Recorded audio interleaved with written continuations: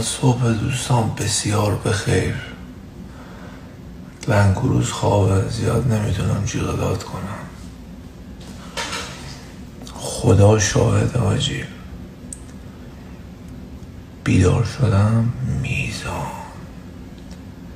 همیشه میخواین ببینین میزانین یا نه. وقتی سن 30 سالگی رو رد میکنین همیشه باید ببینین که قبلش تو بیدار میشی یا پسرت. اگه دیدی پسرت بیدار شد یعنی اوضاع میزانه. اگه خودت بیدار شدی پسرت ساعت 10 بیدار شد یعنی اوضاع خیته. خیت. سر صدا نکن، سر صبح حوصله شلوغی ندارم دادا. میخوام برم پا بزنم. هیکل ببین